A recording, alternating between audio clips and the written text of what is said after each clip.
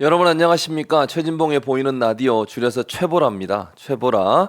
오늘은 평택이죠. 네. 평택을 지역구의 위원장을 맡고 계시고 예전에는 원외 지역위원장들 회장도 맡으신 지금은 이제 그만두셨고요. 활동하고 계시는 김현정 위원장 함께하고 있습니다. 어서 오십시오. 네, 반갑습니다. 예. 저희가 12월 12일부로 예. 예비후보 등록 시작되잖아요. 예. 그 전에 우리 민주당은 예. 지역위원장을 사퇴하게 돼 있어요. 공정한 경선 그렇군요. 때문에. 그래서 그때 이제 저도 사퇴하게 된 거고 그게 전 지역위원장이고요. 전 지역위원장. 지금은 이제 이재명 당대표 언론특보.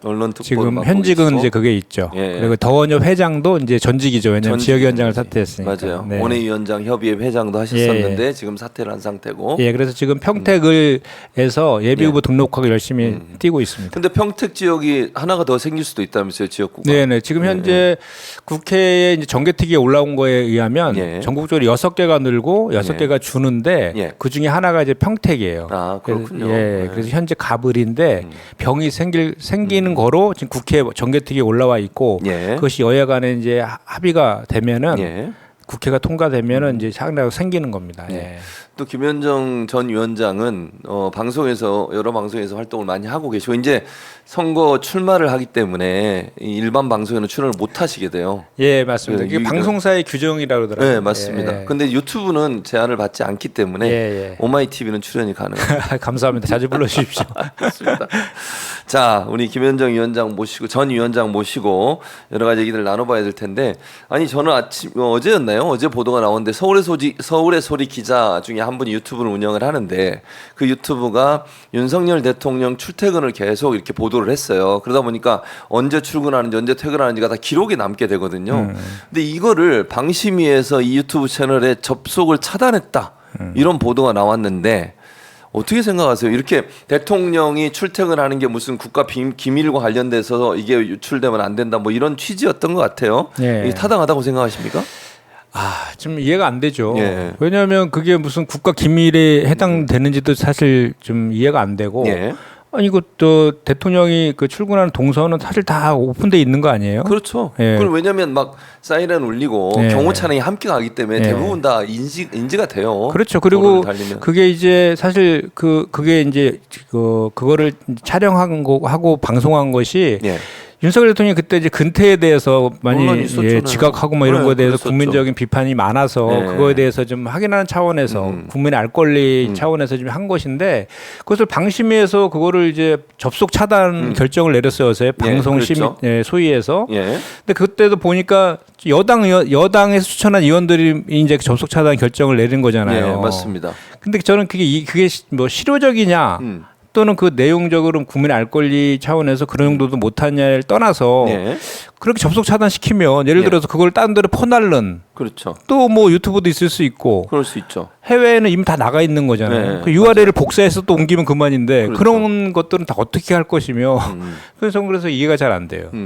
그리고 이게 사실은요 전현희 전 권익위원장을 그 감사원에서인가요? 그때 조사할 때 근태를 문제 삼았어요. 맞아요. 출퇴근 시간을 행사가 있어서 행사장 간 거를 출근 9시 안 했다고 문제를 삼고 그것 때문에 징계를 추진하고 이랬었잖아요. 그럼요. 그러면 권익위원장은 그래도 그렇게 근태를 체크하고 대통령은 근태 체크하면 안 되는 거예요? 아니 대체 이게 무슨 의미죠?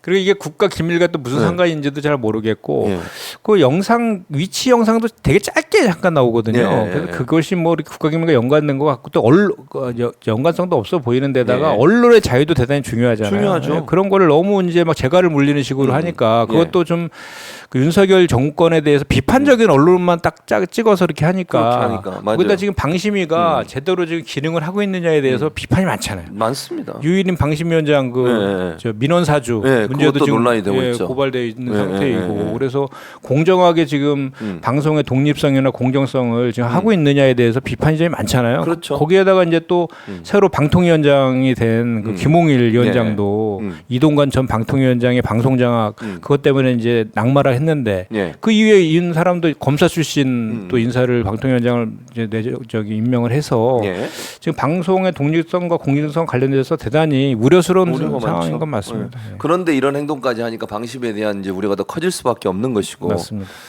그리고 이제 또 하나는 이게 대통령이 이렇게 이제 소위 근태라고 하는 거, 물론 뭐 대통령이 정확한 출근 시간, 퇴근 시간이 있어야 된다고 뭐 얘기하는 거, 그거 자체가 사실 논리적으로 성립 안 된다 하더라도 너무 늦게 출근하거나 아니면 뭐 행사가 없음에도 불구하고 출근 시간이 늦어지는 것은 이거는 국민들이 볼 때도 좀 문제가 될 수 있고, 지난번에 그 뭐죠?